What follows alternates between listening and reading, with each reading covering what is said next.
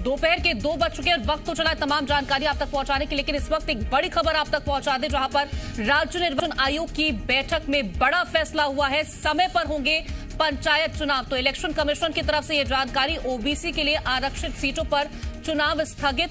Meeting में पंचायत चुनाव को लेकर चर्चा हुई। तो बड़ी जानकारी इस बीच आप तक पहुंचा दे, जहां पर राज्य निर्वाचन आयोग की बैठक में बड़ा फैसला लिया। आयुक्त बीपी सिंह की अध्यक्षता में यह बैठक हुई, जिसमें ओबीसी के लिए आरक्षित सीटों पर चुनाव स्थगित कर दिए गए हैं।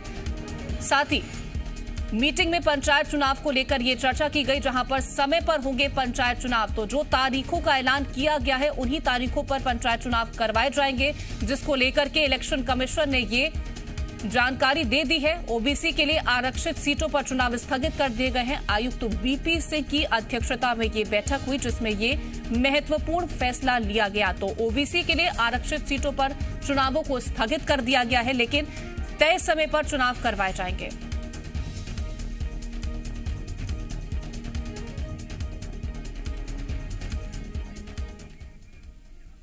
तो चुनाव आयोग के अधिकारी के साथ हमारे संवाददाता प्रमोद वहां पर मौजूद है। प्रमोद, देखिए ये बड़ी जानकारी निकल के सामने आ गई कि जो तय तारीखें हैं, उन्हीं तारीखों पर चुनाव करवाए जाएंगे।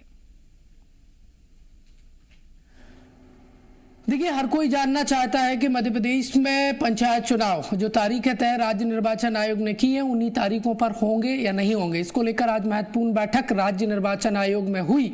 क्या फैसला हुआ है, वो सीधा मैं राज्य निर्वाचन आयोग के सचिव बीएस जामोद साहब से जान लेता हूं। सर, प्रदेश भर में जो असमंजस चल रहा था कि जो तय तारीखें हैं पंचायत चुनाव की, उन्हीं तारीखों पर पंचायत चुनाव होंगे?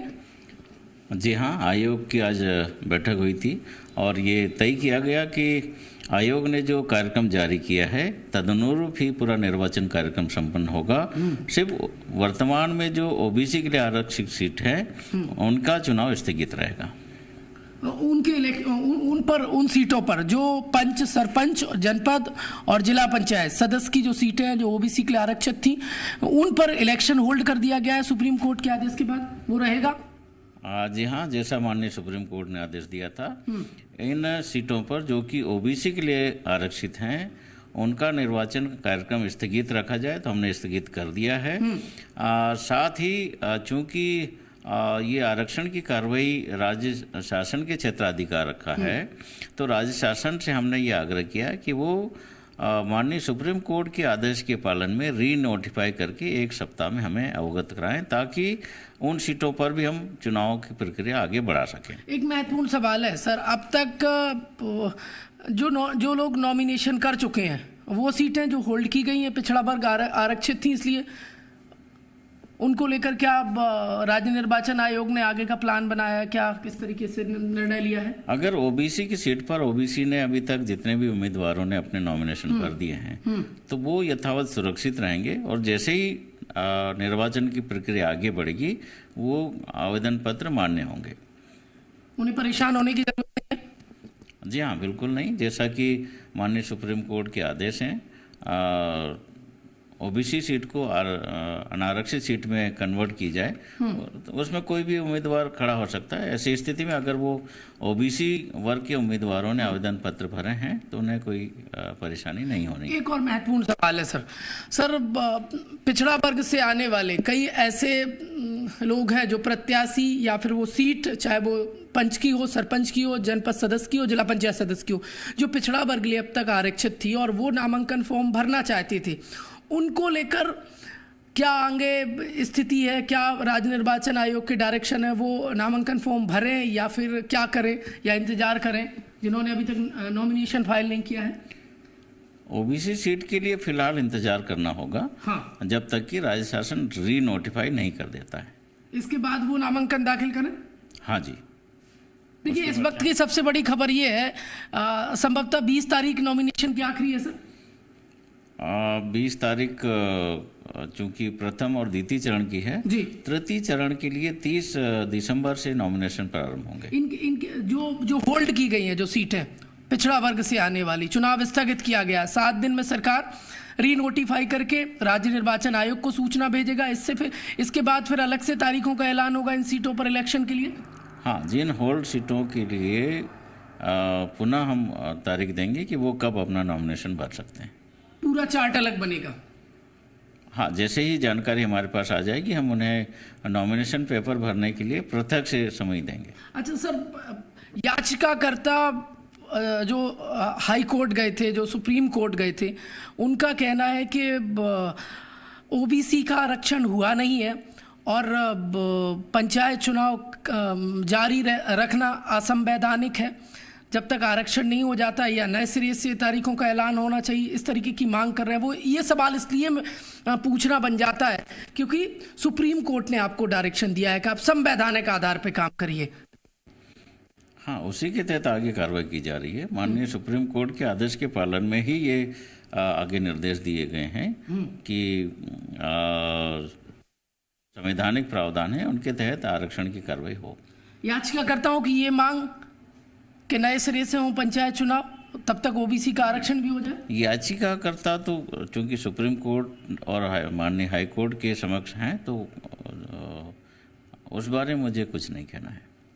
अब सर बहुत सारे परिदृश्य और बहुत सारी व्यवस्था बदल जाएगी क्योंकि बड़ी संख्या में पंच, सरपंच, जनपद और जिला पंचायत सदस्य की ऐसी सीटें थी जिन पर इलेक्शन होल्ड हो गया है। तो अब नई बदली हुई व्यवस्था किस प्रकार की है, किस तरीके से पंचायत चुनाव होंगे जो तय तारीखों पर? नहीं, तय तारीखों पे सिर्फ एक ही निर्देश है कि ओबीसी को छोड़ के बाकी सभी सीटें, चाहे वो एससी हो, एसटी हो, चाहे जनरल हो, सभी सीटों पर सामान्य रूप से हमारा जो निर्वाचन कार्यक्रम घोषित है तदनुरूप ही निर्वाचन कार्य संपादित हो रहे हैं। एक और महत्वपूर्ण सवाल है सर, जिला पंचायत अध्यक्ष पद का जो आरक्षण की जो प्रक्रिया चल रही थी 18 तारीख को, यानी आज होनी थी, वो आगे स्थगित कर दी गई है। अब ऐसे में कहीं ना कहीं जो तय तारीख पर इलेक्शन होना है आपने कह दिया, लेकिन आरक्षण प्रक्रिया में देरी हो रही है सर जिला पंचायत अध्यक्ष पद की। चूंकि ये भी राज्य शासन का क्षेत्राधिकार है, आयोग नहीं करता है, ऐसे में आरक्षण कब होना ये राज्य शासन स्तर से ही मालूम पड़ेगा। पंचायत राज संचालनालय को लिखेगा कि जल्द से जल्द आप जिला पंचायत अध्यक्ष के पद का जो आरक्षण की प्रोसेस है वो कंप्लीट करिए। जी हाँ, ऐसा तो पहले भी आग्रह किया गया है, पुनः पत्र लिखा जा रहा है। सर जो एक बार फिर से आखिरी सवाल, क्योंकि ये पूरा प्रदेश सुन रहा है और सभी लोगों में ये जानने की उत्सुकता है, असमंजस की स्थिति थी कि जो मध्य प्रदेश में जो त्रिस्तरीय पंचायत चुनाव की तारीखों का ऐलान जो हुआ है, कहा जा रहा था कि आगे टल जाएंगे, बढ़ जाएंगे, हो पाएंगे, नहीं हो पाएंगे। फिर से आखिरी सवाल, जिन तारीखों का ऐलान हुआ है पंचायत चुनाव को लेकर, उन्हीं तारीखों पर होंगे? जी हाँ, जो कार्यक्रम नियत है तदनुरूप ही निर्वाचन कार्यक्रम संपादित होगा।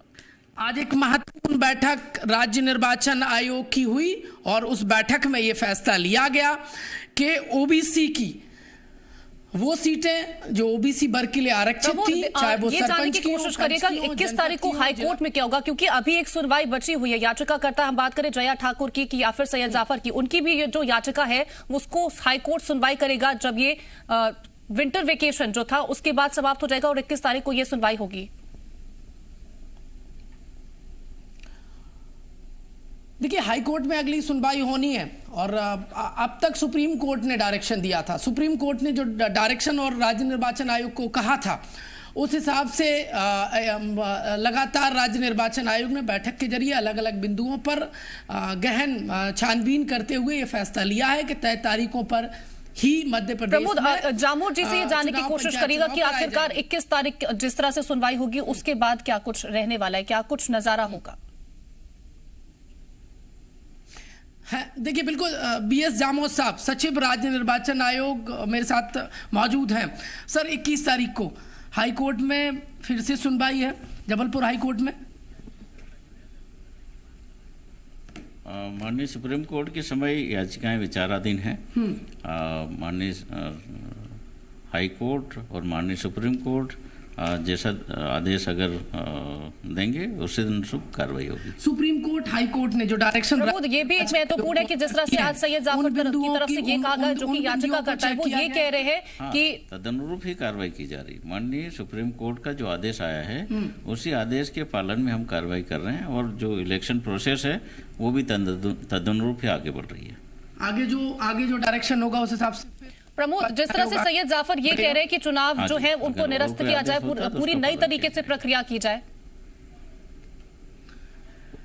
देखिए, ये याचिकाकर्ताओं की मांग है और पहले ही बीएस जामोद सचिव राज्य निर्वाचन आयोग कह चुके हैं कि अब तक जो सुप्रीम कोर्ट ने उन्हें डायरेक्शन दिया उस आधार पर आज की बैठक में ये तय हुआ है कि जो तय तारीखें हैं उन्हीं पर मध्य प्रदेश में पंचायत चुनाव होंगे। अब आगे हाईकोर्ट में क्या सुनवाई होती है, क्या डायरेक्शन होता है, उस हिसाब से राज्य निर्वाचन आयोग कोर्ट के आदेश के आधार पर काम करेगा। लेकिन अब तक जो असमंजस की स्थिति बनी हुई थी वो असमंजस के बादल छट गए हैं फिलहाल, और मध्य प्रदेश में वो सीटें पंच, सरपंच, जनपद पंचायत और जिला पंचायत सदस्य की जो पिछड़ा वर्ग के लिए आरक्षित थी उन पर इलेक्शन होल्ड किए गए। सरकार को लिखा गया राज्य निर्वाचन आयोग की तरफ से कि आप रीनोटिफाई करिए, इसके बाद जो ओबीसी वर्ग की आरक्षित सीटें हैं उन पर चुनाव की तारीखों का अलग से ऐलान किया जाएगा, लेकिन बाकी सभी सीटों पर पंचायत जो तारीखों का ऐलान राज्य निर्वाचन आयोग ने किया था उन्हीं तारीखों पर इलेक्शन होंगे। प्रमोद, जिस तरह से एक महत्वपूर्ण लगातार ये चीजें निकल के सामने आ रही कि जो कि याचिका करता है सैयद जाफर, वो लगातार अब ये कह रहे हैं कि आरक्षण जो है उन्हें दोबारा प्रक्रिया लाई जाए, उसको स्थगित किया जाए जिस तरह से अभी प्रक्रिया लागू थी। देखिए, याचिकाकर्ता सैयद जाफर हाई कोर्ट, इसके बाद सुप्रीम कोर्ट और अब फिर से हाई कोर्ट की साइड में हाई कोर्ट सुनेगा और इसके बाद क्या डायरेक्शन निकलकर सामने आता है उस हिसाब से राज्य निर्वाचन आयोग आगे बढ़ेगा। क्योंकि देखिए, सभी अपनी अपनी तरफ से स्वतंत्र हैं वो अपनी मांग रखने के लिए। अब सुप्रीम कोर्ट के पाले में पहले सुनवाई थी और उन्होंने जो डायरेक्शन दिया राज्य निर्वाचन आयोग उस आधार पर आगे बढ़ा। अब 21 तारीख को जो जबलपुर हाई कोर्ट में सुनवाई होनी है वो बेहद महत्वपूर्ण सुनवाई है। हमारे साथ बने रहेगा, हमारे साथ याचिकाकर्ता सैयद जाफर जी जुड़ गए।